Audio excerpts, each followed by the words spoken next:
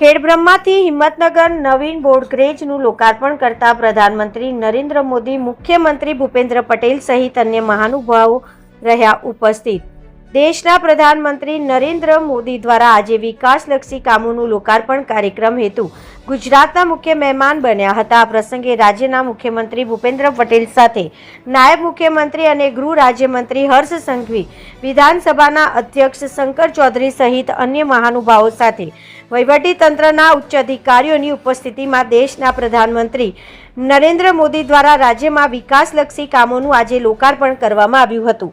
પ્રાપ્ત માહિતી મુજબ આ વિકાસલક્ષી કામોમાં સાબરકાંઠા જિલ્લામાંથી પસાર થતી પશ્ચિમ રેલવે જે અંગે સરકાર વખતે મીટર ગેજમાં નાખીને ખેડબ્રહ્માના આદિવાસી પટ્ટાના લોકોને મુસાફરી કરવામાં તકલીફ પડે નહીં એ હેતુસર આ રેલવે નાખવામાં આવી હતી। આ વર્ષો જૂની રેલવેનું નવીનીકરણ કરીને બોર્ડગ્રેજમાં રૂપાંતર કરવામાં આવ્યું હતું અને આ માટે કેન્દ્ર સરકાર દ્વારા 900 કરોડની ગ્રાન્ટ મંજૂર કરવામાં આવી હતી, જે આ સાબરકાંઠા અને અરવલ્લી જિલ્લાના પૂર્વ સાંસદ દીપસિંહ રાઠોડ દ્વારા રેલવે મંત્રીને રજૂઆત કરવામાં આવતા વિકાસલક્ષી કામોને વેગ મળ્યો હતો। આ સાથે જ વર્તમાન સાબરકાંઠા અને અરવલ્લી જિલ્લાના સાંસદ શોભના બારિયા દ્વારા રેલવે મંત્રીને આ ખેડબ્રહ્માથી આગળ મોટા અંબાજીથી માઉન્ટ આબુ થઈને અસારવા સુધી લંબાવવાની રજૂઆતના પગલે કેન્દ્ર સરકાર દ્વારા રજૂઆતને મંજૂરી આપવામાં આવી હતી। આ મહત્વપૂર્ણ કામને આજે આખરી ઓપ આપવામાં આવ્યો હતો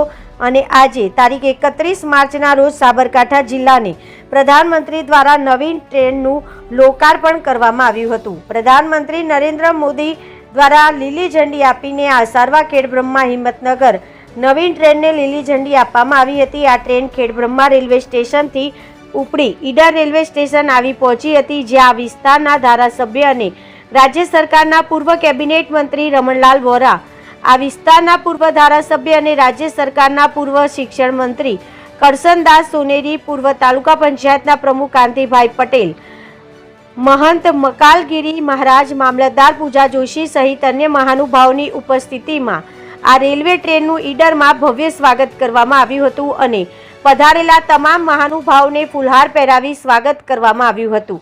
ખેડબ્રહ્માથી આ નવીન ટ્રેનનું લોકાર્પણ થતાં જિલ્લાના લોકોને અનેરો આનંદ ઉત્સાહ સાથે ખુશીઓથી છલકાયેલી જોવા મળી હતી। હવે આ ટ્રેન મારફતે લોકોને આરામથી મુસાફરી કરવાની છેલ્લા કેટલાય વર્ષોથી રાહ જોઈ રહ્યા હતા, એનો આજે આ ટ્રેન શરૂ થતાં અંત આવ્યો હતો।